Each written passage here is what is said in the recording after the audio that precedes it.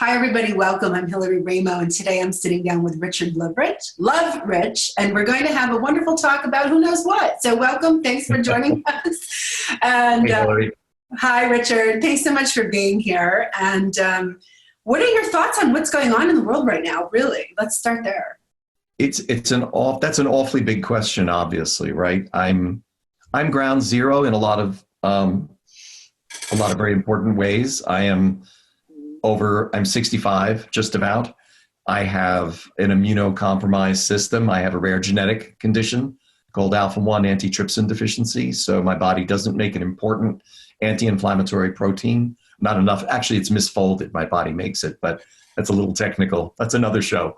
Misfolded proteins. But I get an infusion every week. So it also, what it's done is it's autoimmune disorder and it's destructive. So it's actually, by the time I was diagnosed, that it already destroyed a significant amount of my lungs. So for a lot of reasons, I need to be concerned. But more importantly, I'm an international advocate for alpha-1.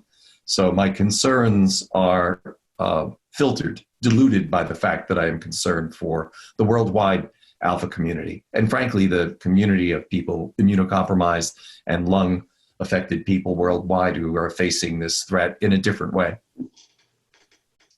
I think often most people don't consider other people's situations when it comes to health. Most people are self-centered and self-absorbed when it comes to that, rightfully so, because we have to be, taking care of ourselves and our families. And what do you say to the people who may be afraid of catching the coronavirus and don't have systems that are compromised and are just over the top in fear? I mean, I understand people who have issues being so afraid, and I'm concerned about people who don't have issues who are also so afraid. So I don't know, how do you differentiate between the people who really do need to, like yourself, take very extra cautions in maintaining their presence around community areas and so on and so forth, but for the other people that aren't immune compromised, how do they deal with the fear? What do you do with the fear, really? Yeah, my response to this might surprise you, and it comes from having a lot of experience with this. Here's an alpha joke for you. I woke up this morning, I couldn't breathe very well. So that's an alpha joke, okay? And it's an important joke for me to remember because let's say in the workplace, when someone has a cold, I sympathize with them very deeply because they're not used to not being able to breathe well. And that it's one of your basics, right? The awful kid at the pool in the summer who, put your head under the water. The fear of not being able to breathe is a real one, and it's elemental. It's not something you need to conjure up, right? You don't need to be told about it. It's part of your autonomic system. So I understand how people are afraid of getting this virus who have no heightened reason to be afraid of it because of lack of familiarity with concerns, with problems. Someone who's never been hospitalized, someone who's never had to take a breathing medication or wear oxygen. All these things are really frightening. Even just putting on a cannula for oxygen for someone that's not used to it could be a frightening experience. So I understand they should be taking all the precautions that they're taking. Obviously, to say to someone, don't be unduly concerned, that's not what helps. So I would say to me, it's about energy, right? If you have the energy to be concerned after washing your hands, keeping 6 feet away from everybody, walking alone, after doing all of that, if you still have extra energy, then worry about someone else. Diluting your fear is really the best way to go. Someone needs it. Someone needs your help, and it seems counterintuitive, but if you can divert some of your energy to caring for, spending an hour a day online helping, or I just found out a friend of mine is delivering food for a food pantry. There are things you can do that don't necessarily expose yourself to risk, like being out in the car and visiting people.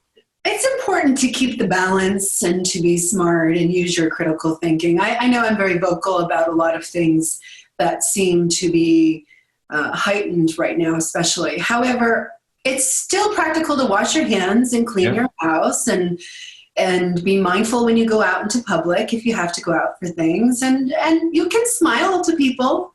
I have to say, I honestly feel, now we live in the same town, ironically. I never thought I'd met somebody so great as you, and we live in the same town. I go to the grocery store, and we share similar places, public places, and people are hesitant. They're doing the 6 feet thing. I see people staying away from each other, but I also see people smiling at each other more. Yes, I do too. I see people walking outside, bringing their kids outside, and mind you, spring is here early, but it's still a little on the cool side, so it's still unusual to see people outside as much as I have. And saying hello. I know, and they wave. I can't believe it. Doesn't that sound so ironic? You don't think much about these little human things that you notice. I go to a bunch of local trails here. As you know, we have some wonderful outdoor areas here. And my dog, Honey, I take her out every day to keep myself grounded and fresh air and all that. And boy, has there been more cars in all of these locations than I have ever seen living here at all. In fact, some of them are so crowded I can't even get a parking spot, and I'm just worried there's too many people there. Wow. And but I think what's happening is people are turning more towards going outside in ways that don't put them at risk or other people at risk. And what's more beautiful than walking out to one of the waterfalls and having a nice time and getting you some fresh air? It keeps you healthy. Also, some of the things that I've been reading have been really inspiring as well. I mean, there's reports of dolphins returning to the Venice canals, fish that haven't been, the water's clear. Yesterday, I found another article that the sea turtles had returned to a beach that they had long time not gone to. In great numbers, too, So it's, and my friend, I have friends who live in LA who said even after 2 weeks, the smog disappeared and the sky hadn't been that clear since they could remember. 2 weeks. So, I mean, Richard, as far as the concern goes for keeping ourselves healthy and maintaining what we're supposed to be doing to do that, the world, the planet itself seems to be very capable of clearing itself up in a very short period of time. What do you think? It is remarkable. First of all, it proves that turtles have the internet, which is wonderful. I had long believed this, and now here we are with turtles knowing right away when we're not at the beach. But no, the planet is wise and the planet is strong if only we give it a chance, right? Yeah. And that's what we're saying. But I mean, I don't know. I feel that there's that part going on, and then there's another part where people are saying, "Oh, great, cheap gas. Let me use as much as I can." So I think that we're in a bit of a conundrum with that. And I mean, again, you and I both live upstate. And I have a little car, and I drive next to people doing 4-wheel burnouts in big trucks. And I think, well, that's more gas than I've used this week. That you just used to prove something at this one traffic light. And I love driving. I'm a car guy, from way back. But as you know, I drive an electric car now because I needed to, with the years left to me, I need to make whatever statement I can. Being a person with compromised lung function. And I wanted to see if I could do it, frankly. I think a lot of people buy them and return them, but I found it quite liberating. Well, I think it's proving that decisions like that do make a difference. Yeah. Because if the planet can clear a lot of polluted places this fast, then making the choice to drive an electric car for whatever reason is clearly going to make a difference in the long term anyway. And I feel like we're learning what's important and what's not, don't you? Yeah. We're being shown it, whether we learn it or not. Right. That's a different story. Right? We are being shown it. And I want to give people, I'm a pretty positive guy. I think you know that about me, but yet I still think it's a test. If we revert immediately, I mean, our government is relaxing pollution standards. There isn't really a good reason to do that given what's happening. I don't even understand how those two connect. So that is a problem as I see it. And, I guess there is a word, I was searching for a word, and I guess the word is naysayer, and I've many times in my life admitted that people with, to me, incomprehensible levels of naysaying. There seems to be this pleasure at saying, I've gone to parties and people have said, "Oh, I saw your electric car out there." Yeah. Oh, your car pollutes more than my car. So, these ridiculous things, where do you even get that, Possibly make everybody happy. I think we become such an agreeable culture. Don't you think? We have to agree. And if we don't agree, we can't be friends. And I don't know about you, but some of the best dinner parties I've ever thrown are putting a bunch of people together that don't agree and watching what happens and providing good food and wine. And it just goes, and we end up making it out of the evening all friends. So how is that? It's very disconcerting to me to watch things unfold in ways that enable this sort of, well, if we don't get along or agree on this, then we're not going to work together. We're not going to be friends. Right. And I just think that that's a bad precedent to set. We should be more willing to get along. To disagree without being disagreeable. And I can still like people. Yeah. And not agree with them. I can still find their personalities pleasant to be around. And, in our own families, we can find people that we don't agree with enough. And we know how that dynamic goes, right? Most of us anyway. And so I wanted to talk to you today, not only about that and your situation personally, but I wanted to talk about how you find your own motivation to be creative still. And what you would say to other artists who are perhaps finding a challenge at this time to stay creative. What would you suggest? Well, there's always something else to do, right? Even now that so many of us I'm literally out of work. I've been laid off with I don't think there's any plan to bring any of us back at any time soon. So I just had a house fire as well. So I'm spending some time on unemployment and getting insurance and my medications. That's really important, getting all that worked out. But I'm filtering in more and more creative work. There's an outside sculptural project that I want to get started as soon as it gets a little bit warmer. Cold weather's not great for people with my problem. That's my dog. And I'm working on my book. I've been working on a book for a while, and I keep putting it aside, and there's really no excuse anymore.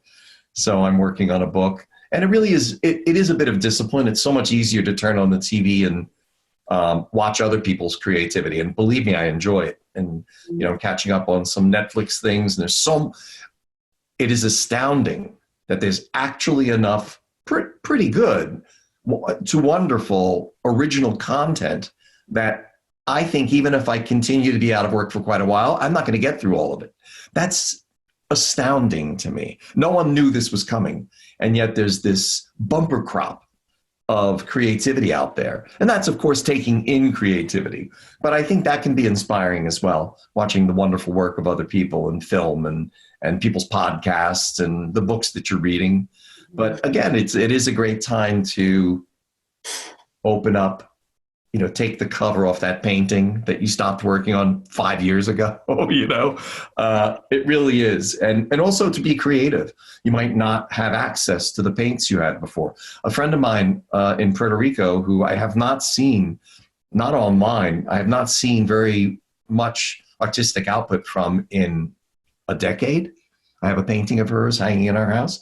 And she started to do these little washes on paper of her neighborhood in Puerto Rico. And it's a place unlike any that I live near. So I'm delighting every day in her Instagrams and her beautiful, I don't even know what to call them. They're like watercolors, not exactly a technique I've ever seen before. So I'm rejoicing in a lot of that creativity.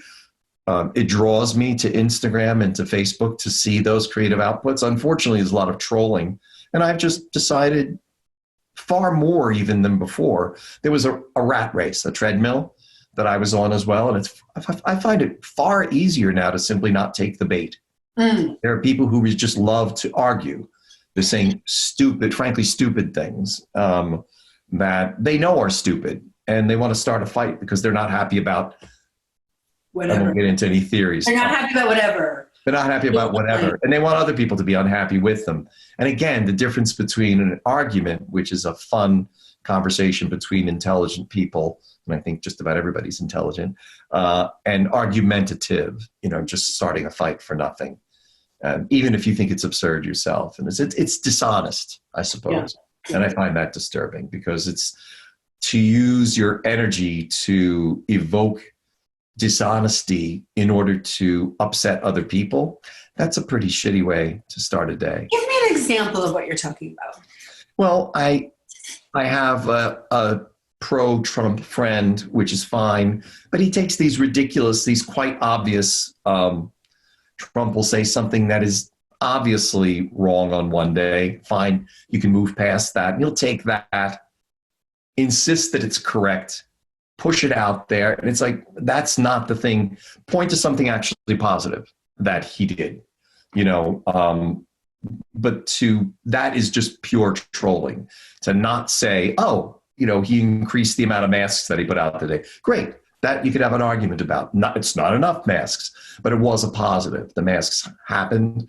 But to put out something that's to push something that everyone knows was an untruth because the president, in fact, changed his own mind about it. And that is trolling.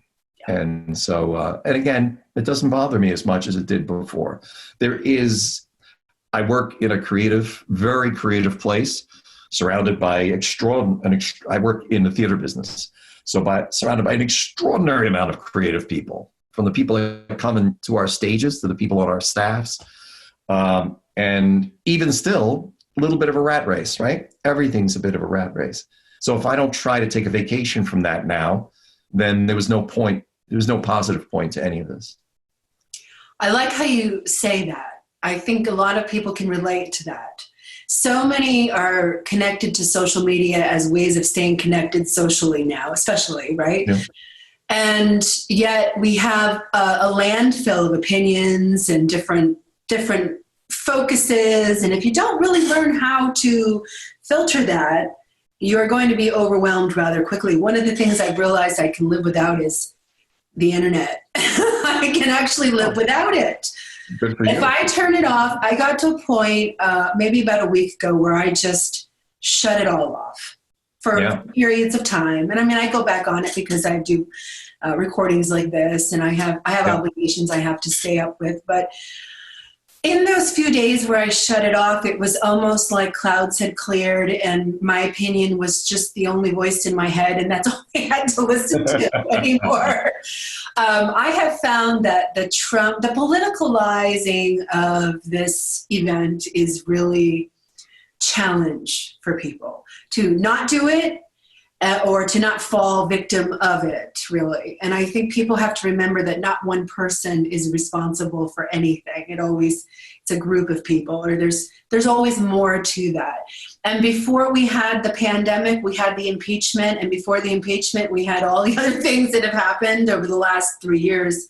And there's a lot of segregated opinions and feelings, and friends have lost, and all of these things have happened. It's really too bad because everybody's entitled to have an opinion of what they think, right? Absolutely. Opinions are part of what makes us human. How can we not have opinions? If people ask for opinions of somebody, well, that's because they want to know what they're thinking and their perspectives, and different perspectives are valuable to be able to learn a bigger picture, more of a panoramic view than this little laser focused view of certain things. Mm-hmm. And, like your friend will take an idea about Trump and run with it, and it becomes so exhausting to be constantly bombarded with things of that sort. And I just think we need to be more mindful of what we put out. I know there's certain subjects that I get passionate about.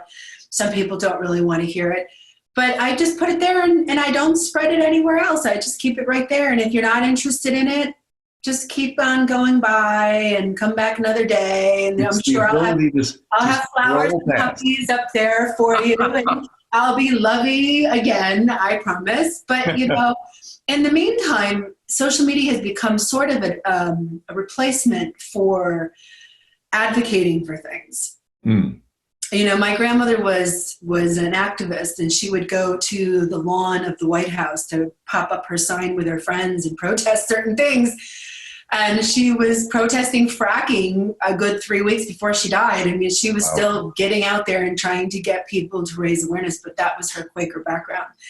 And we don't tend to do the picketing anymore. We tend to take it to social media and vent on the things that bother us. And we want other people to feel that too, I guess.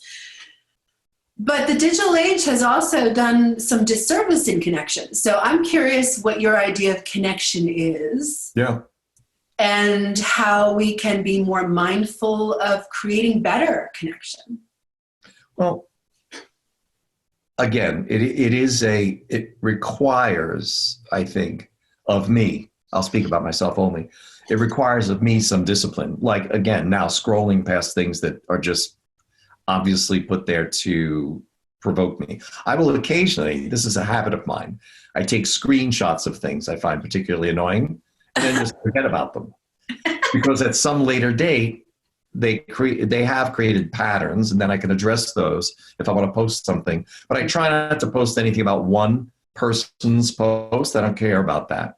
What I do is I try to find a pattern coming from all sections of the political spectrum, and then I'll post. I have a couple of waiting, and just patterns that I think we all need to watch out for. Mm-hmm. Patterns of lies, patterns of fear, patterns of provocation, at a time when we should be offering one another comfort.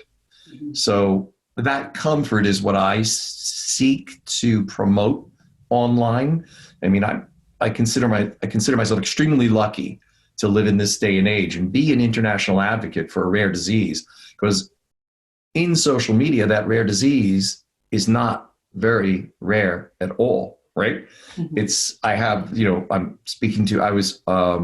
I did a Zoom call 2 days ago it was Spain, Portugal, and Germany, speaking to alphas who are also advocates, pretty loud voices in the community. We just talked about some action plans, things we might do together. They're athletes, and they invite me in, and my little bit of biking counts as an athlete in my world. But I don't pull airplanes with my teeth like my friend. But again, it's a way for me. I delight in social media because I can find out. I mean, we've just lost a few friends internationally. If you add ways in which you could be threatened by this coronavirus, those who've received double lung transplants, well, that's a person that really has to be especially careful. And we lost an extremely adventurous spirit in our world who, through social media, inspired so many people to do. I mean, this woman was hang gliding, rock climbing, canoeing. She got those lungs and did them justice all over the country, taking her RV everywhere and kind of grabbing other alphas out from their homes, from seclusion in many cases, and saying, come with me. I rented an airplane and we're going to go to skydive today. So I would not have access to those inspirations and the ability to help spread them if it weren't for social media, or it would happen in a very slow manner that we would be unaccustomed to today. Mail order, right? Right. So, I know everything is so sped up, but I'm enjoying the ride. I love being alive now with all this. I'm not much of a Luddite. I like exactly where we are and the technologies that we have. And there have always been, I remember as a kid, people worried about the backs of comic books. That sounds silly now, but it was a way for scam artists, pederasts, all the people that are using social media in an evil way now. They did it on the backs of comic books in the past, so you and I know that. So is it accelerated? I don't know. Sorry, but clergy, priests had been getting away with what they got away with long before there was anything called social media. There was just a little bit of sacramental wine and maybe a dirty magazine, or a dirty limerick. Who knows how far, it went back forever. Yeah. So technology, has it really sped it up? It certainly has sped up the potential of it, and yet it's also sped up the exposure.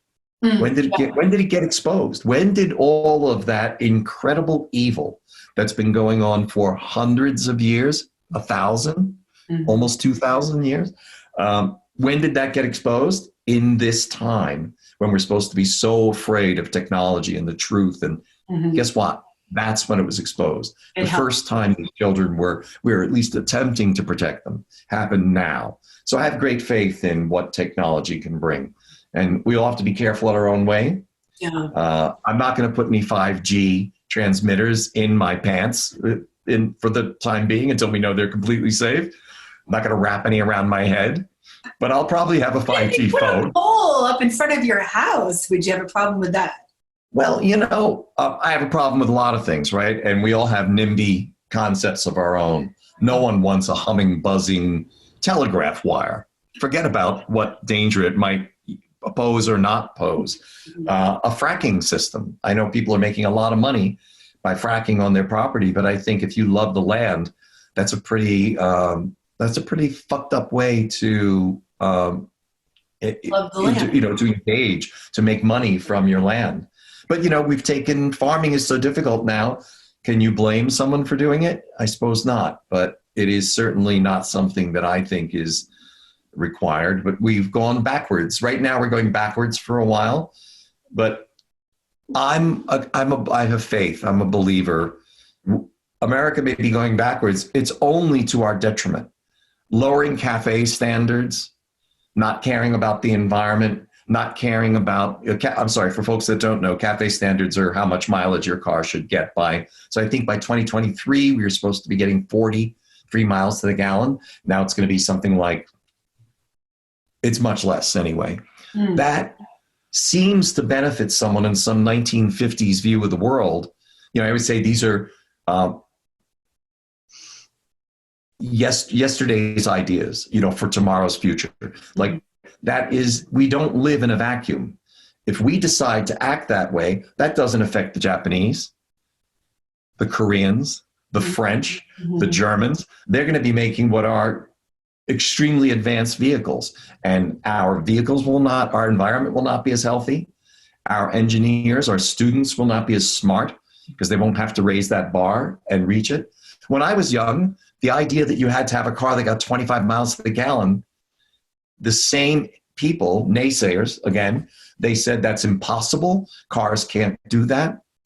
Electric cars are impossible, right? All these impossible things end up with like this becoming possibilities. Luckily, we have, Tesla in this country to prove them wrong.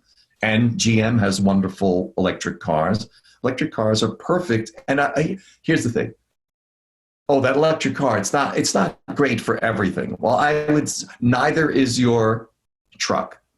Your truck is not perfect for everything, right? Your truck is awesome, but it's not perfect for everything. And if you're driving it every day just to go get groceries, and that's really what you have the truck for, you're driving the wrong vehicle. That's right.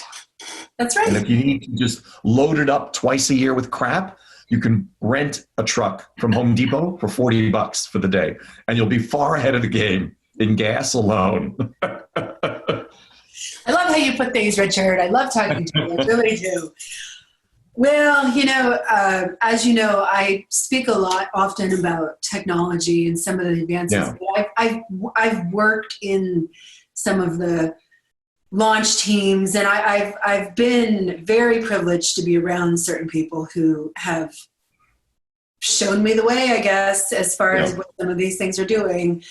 I was on the creative team for WorldBit, which was a cryptocurrency GPS location type software where you could upload things to sell, and then people could be looking for something and they could find you. And it was one of these app kind of products that we were putting together. But we were also creating a barter sphere kind of thing. Sort of, yeah. And we were creating a cryptocurrency to go with it. Yeah. Which is a whole nother division of launch and the technology that's involved in even creating that. And so the person who was in charge of the company was one of the head technologists for Alibaba in the East. And for those that aren't familiar with that, they are the ones that create the infrastructure for the Chinese equivalent of our Black Friday, so that transactions can be done on such a large scale without crashing websites. And when he decided to put this team together, I was working alongside everybody from marketing to techies to, we had meetings on everything, and I was one of the creatives. If I could understand it, that was great. But they needed my opinion for that because I was a non-tech who needed to be able to understand how to walk through all of this stuff. Sure. But I studied cryptocurrency since 2014 with this gentleman who created this company. I didn't go onto his team until later on. So he taught me how to invest. He taught me how to create mining contracts, how to buy and sell, and so and what a wallet is for, and all this. So I learned all of that, and then I came onto his team, and I learned even more. And I'm just shocked and amazed at how many people really don't understand technology. They don't understand what it goes on behind the scenes to create pretty much anything online.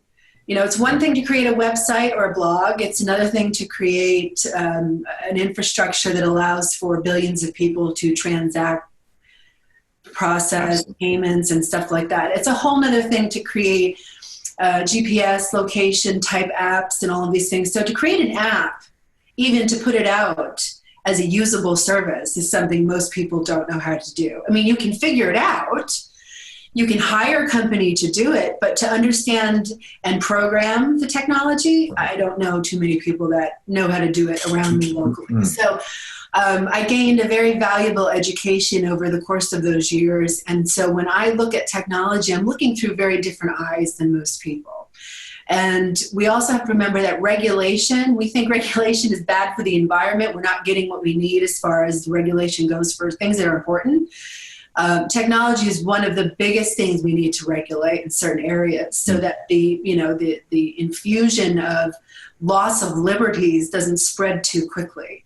So there are people that have come from the industry who have put together wonderful watch kind of organizations, nonprofits that will help to educate people on these sorts of things so that they can better understand where their data is going and what their data is even worth. And, you know, right now people have anywhere between 5 to maybe 25,000 data points already stored just on them. And so my advocacy in this tends to lean towards making people aware of what's going on in technology, and then making them aware that they have a commodity that they don't even realize they have. I mean, for someone who has a rare disease the way you do, and your DNA is worth more than other people's. Did you know that? Yeah, sure. Yeah, right? It makes sense, right? So my organs are certainly worthless, but it's nice that my Well, I mean, it brings up a good point. And for those people in those industries, for them to get a sample of your DNA, to be able to study it, to maybe perhaps be innovative and come up with a cure or find some way to heal that's amazing. That's what we're here for. That's what technology has bloomed into becoming, an innovation that can help and cause maybe solutions where there weren't before. However, we have to be very careful with the people that run these technologies. Would you want Trump running what happens on your phone? Yeah, really. That's what I say to people. I say that as an example to bring awareness to the fact that you don't know who really has the best computer skills to get into these things. And with digitized everything, from health records to financials to academics to anything else you can fit in there, behavioral aspects, online habits of those sorts of things. I don't know how many people would be really happy that that's all being collected and put into, you know, your own little personal file. And then if you add your DNA and all the things, this is an invasion of privacy. It's not so much being a naysayer as it is being, well, just be aware and be safe and learn. And if you don't know, ask somebody who does know, and then become aware of your behavior and how your things are digitized and shared and hacked and all of that. And then realize that this is really a part of the world that exists. It's like a secret world that people don't really know what's going on. We can't deny that it's there. My, what's the right word? My relationship with my data, because I mean, I share a lot of data that, I was at my pulmonologist right before all of this really, really happened. And first of all, it was a very upsetting experience because it was already out there. I'm in a place where, a pulmonologist office, where all of it should be like, there wasn't a single sign from the CDC. There was no line out front. You know, that's when there should have been 6 foot between people already in that environment. And there was nothing because there was no leadership. Let's just put that aside for a moment. My relationship with my own data is a bit transgressive maybe because I use people's hunger to know about me and my medical situation and all these things, which are obviously, it's easy to see them as negatives, right? Who wants to hire me or who wants to insure me? But I use it all because my number one goal is awareness. It's alpha 1 awareness. So the hunger for it, it's like it draws it, right? It's like a capillary action. So I put myself out there. I lay myself bare. The internet, other things draw that up, and it all leads to more people being aware. Because if there had been greater awareness, I would have been diagnosed at 24 or 12 or 3 or at birth. And instead, no one decided to test this person who couldn't breathe from birth, which is unusual for an alpha.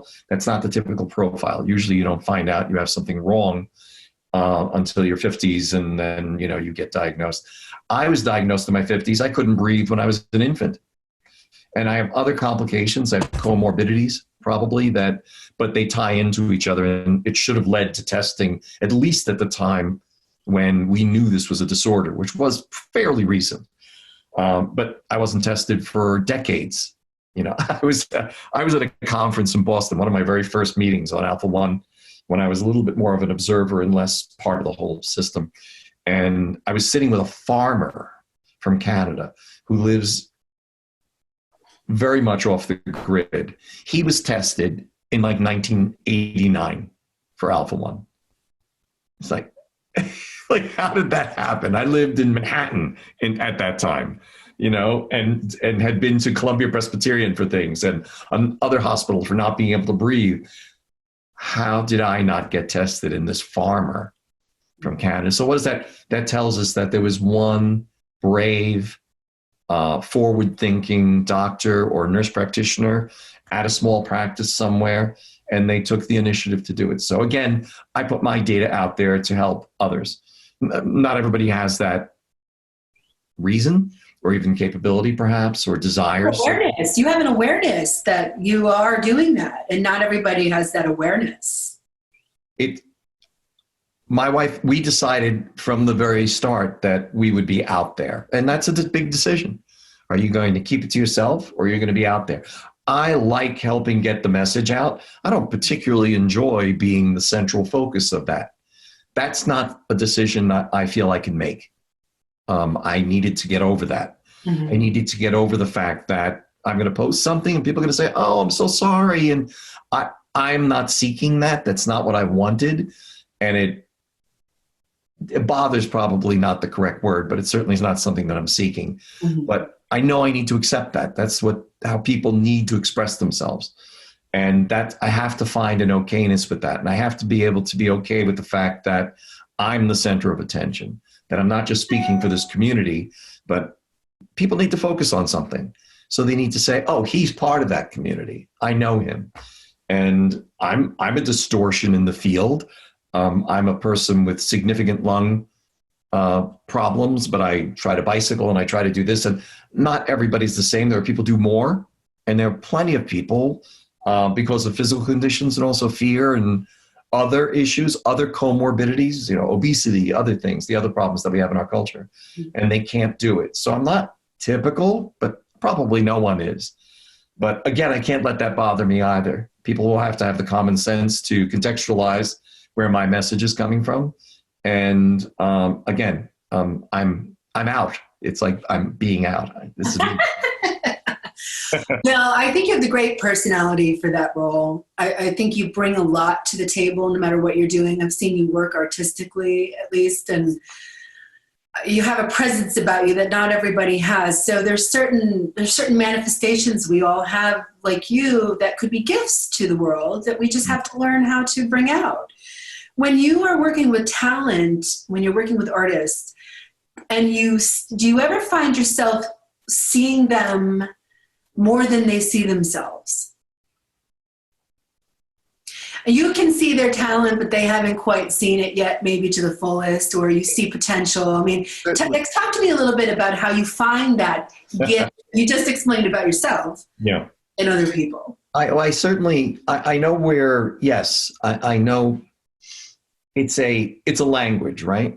And let's say we were all learning this new language that this alien culture came down, and I was a couple years ahead of everybody else.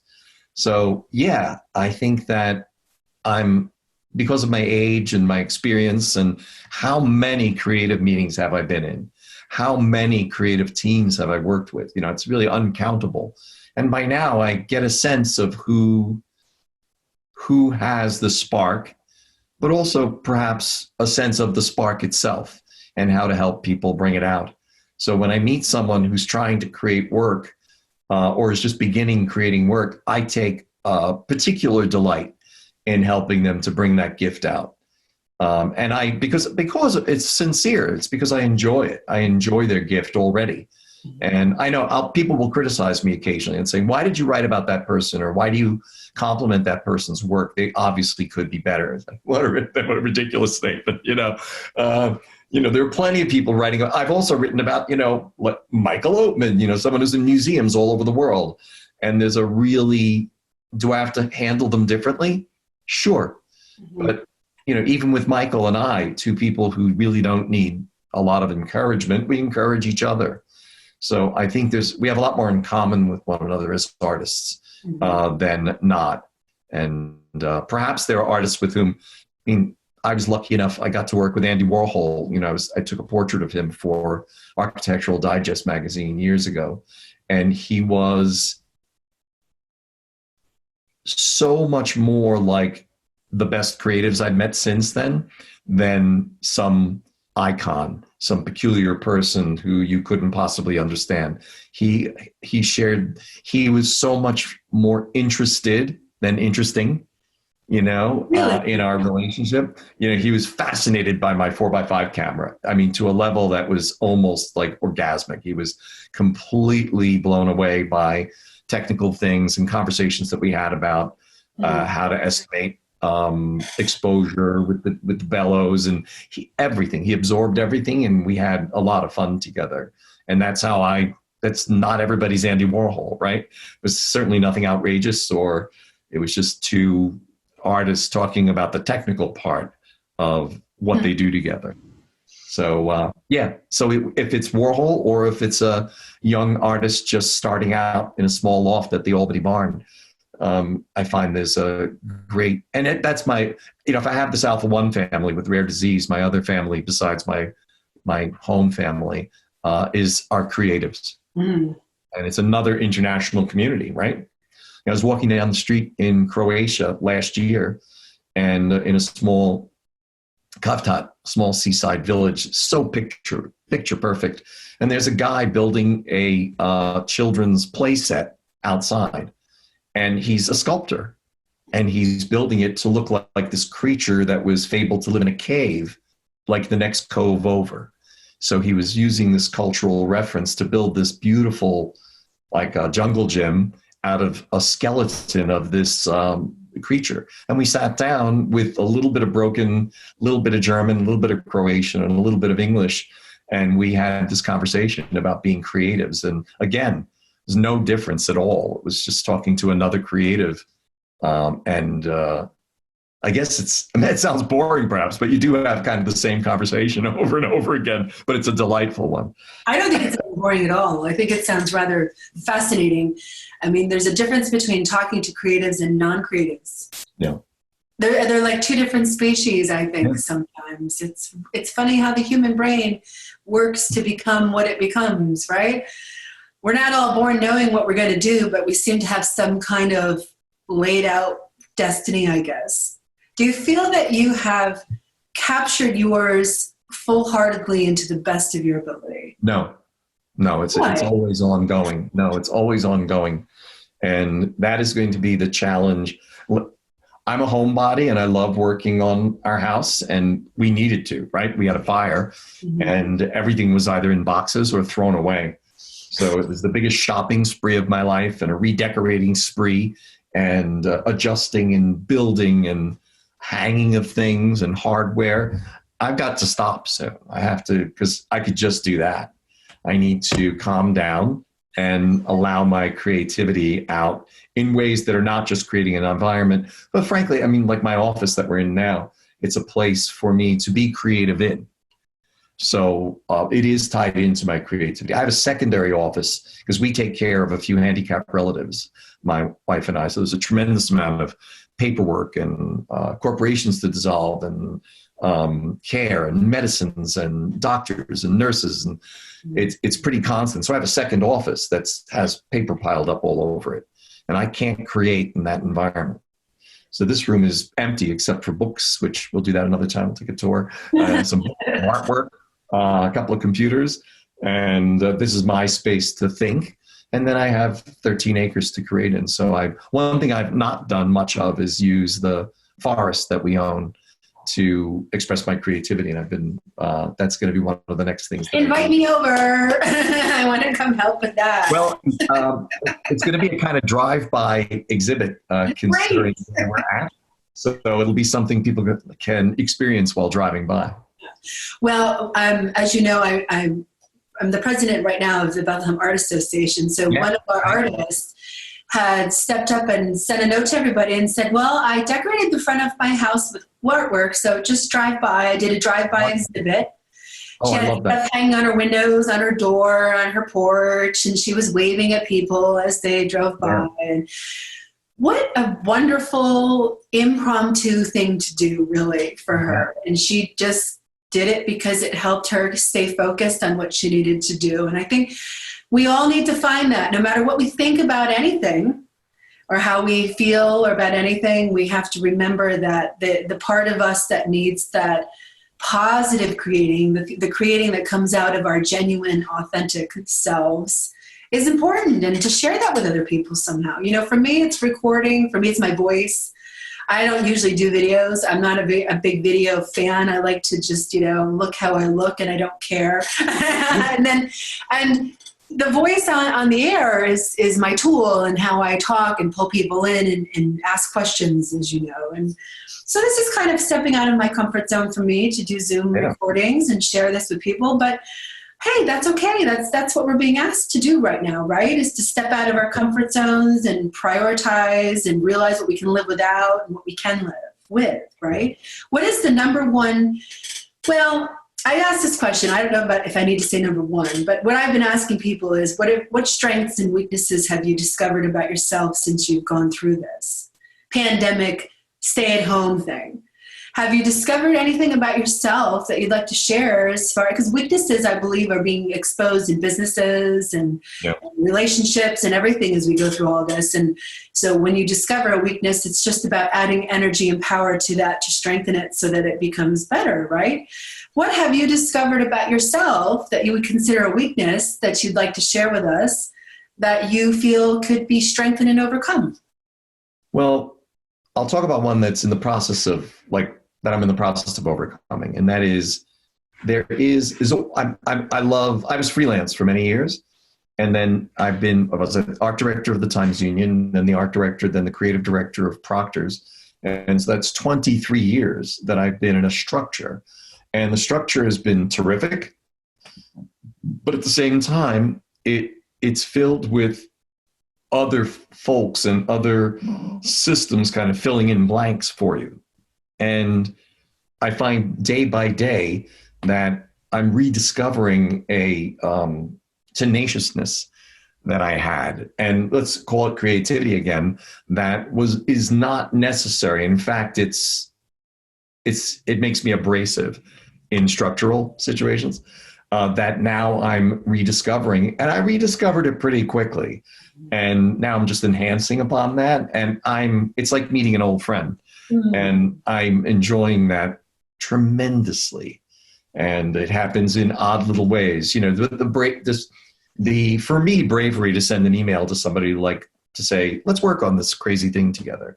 I tend to overcommit, so I'm being careful about what I'm doing, but I am committing to some degree and to some things. Some of them, I need to make money as well, which is not I'm on unemployment for the first time, which is really it's a dreadful thing that people have to go through. It's the ignominy of making hundreds of phone calls in New York State in order not to get unemployment insurance is just, they've got to get it fixed. And I think our governor's doing He's definitely a wartime governor. He's a person who people didn't like very much before. He's doing a pretty good job now. He's great now, right? John Oliver said, "I can't wait till this is over and I can go back to disliking him."